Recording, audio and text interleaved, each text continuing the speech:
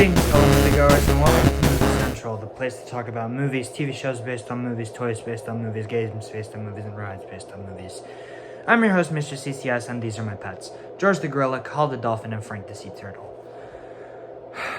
Well, this is the review of the sixth and currently latest entry in the Jurassic Park franchise, and this review isn't exactly going to sum up how unsatisfying it truly is, but it is going to express my current thoughts on this film and why I find it to be an extremely unsatisfactory conclusion, as well as talk about films that are at the end of this review.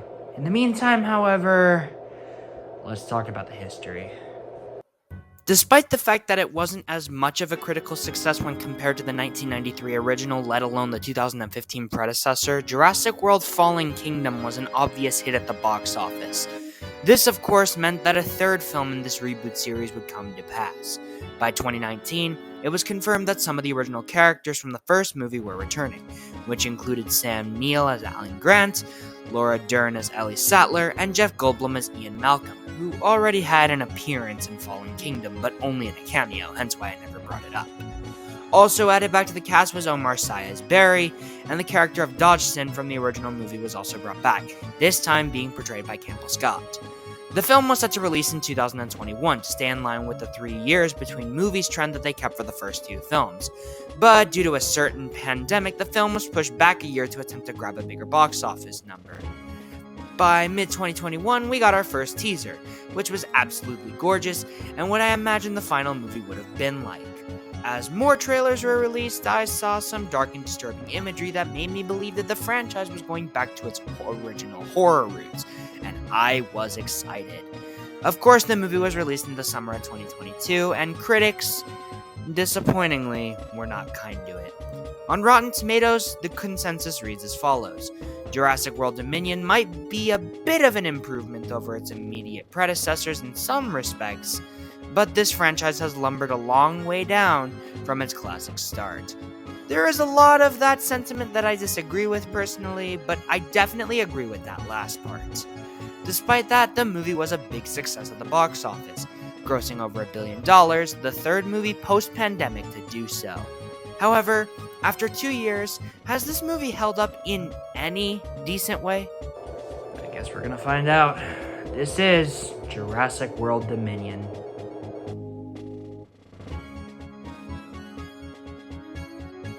"4 years after the destruction of Isla Nublar, dinosaurs now live and hunt alongside humans over the world. This fragile balance will reshape the future and determine once and for all whether human beings are to remain to the apex predators on a planet they now share with history's most fearsome creatures." Genuinely, from all of the amazing opportunities one could have taken with the story where humans and dinosaurs coexist in the same world, you take the generic approach? Are you freaking kidding me? You mean to tell me that the New World Order established in the previous film was just reworked for the sake of reworking it? How could such a great concept stoop to such a low level? Okay, I'm going a little too fast. My initial thoughts on this movie were the positive aspects, and that's why it was such a positive score. But having reflected on it, I've come to realize that this is probably the lowest point of the franchise from a storytelling and scare level. By God, this is a lazy and highly disappointing film that calls itself a finale. And I am genuinely shocked it turned out this way. So let's spend some more time talking about what really hurt this movie, and what could have been done better, as well as the finales that were worth it, and how this film should have taken examples from those. Alright, let's start off with the characters from the Jurassic World films.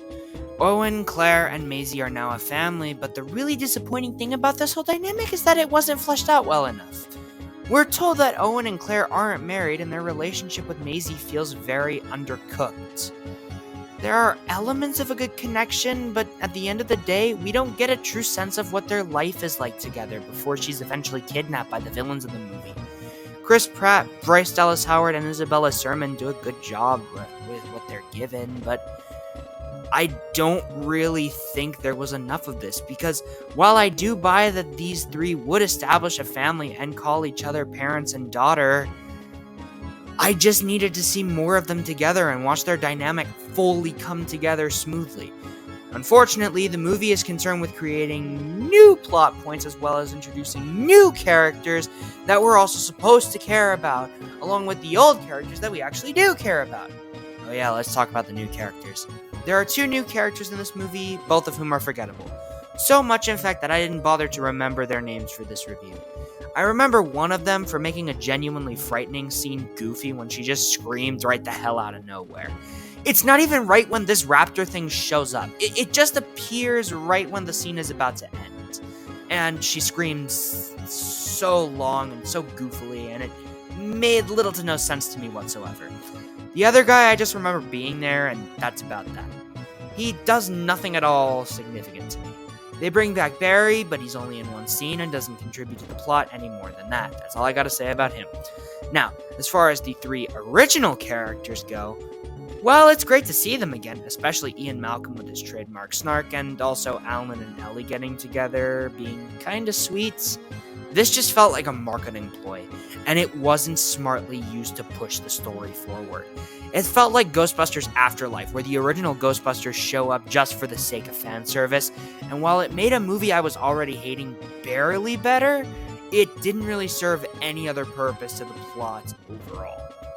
At least in Star Wars The Force Awakens, the old characters actually matter to the plot and have something new and interesting to add to the story, Han and Leia being the parents of Kylo Ren.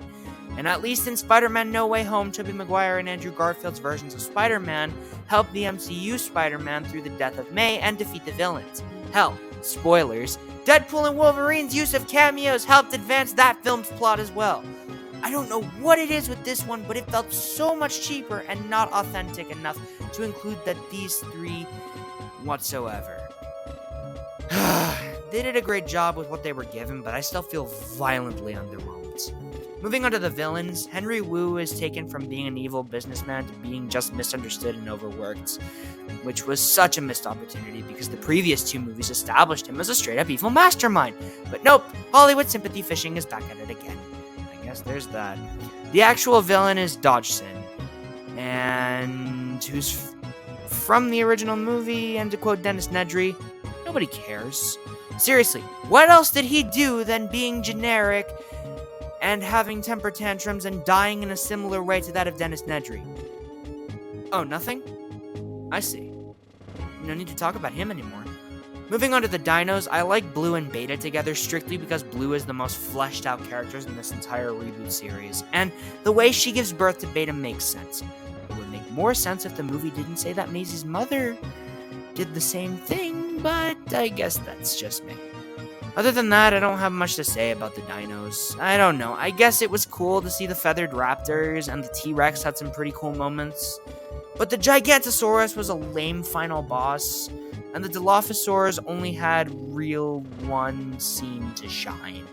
The movie spends more time with locusts than it does with the dinosaurs, which is what killed a lot of their scenes to me, just because this was trying to do too much despite the perfect setup from the previous film. I have nothing else to say and would like to move on. I do admittedly like the VFX. There's a mix of practical stunts / dinos as well as the CGI ones, which I thought was pretty cool. Movies like this, as I keep saying, don't make themselves, and the effects are nothing short of awesome in any of these movies. Enough said. As for the music, it was composed by Michael Giacchino, who did the best he could with what he was given, but I don't really remember the score as much as I did the previous 2 films in the series, which is a disappointment because I tend to remember what he composes. Finally, the tone is not scary enough, which is detrimental, despite 2 pretty good scenes, and the action isn't as memorable, despite, again, 2 pretty good scenes. Yeah, that's about it. I don't want to talk about this movie anymore, because I just see too many negatives. This should have been great, but it wasn't, which was super detrimental to the overall movie, which is why this is nowhere near a satisfactory conclusion, and why my score for the movie, at the moment, is a 3 out of 10. It may go up or down in the future, but as of right now, those are my current thoughts. Oh, yeah, and if you want good endings to film series done properly, watch films like Return of the King, The Deathly Hallows, Return of the Jedi, and the duology of Avengers Infinity War and Endgame. Well, that's a franchise I've gotten out of the way. It's sad, really. The first film is a modern classic and a technological marvel, so it's disappointing that the only worthwhile entry into this series is the original film. But beggars can't be choosers. I just know that I can stick with the original from beginning to end and always revisit it whenever I want. So let's move away from the dinos and maneuver our way to the monster that started this season, a certain Prince of Darkness, next week. Until then, and with that said, my name is Mr. CCS, this is Movie Central, these are my pets, and that, my friends, is a wrap. See you next week.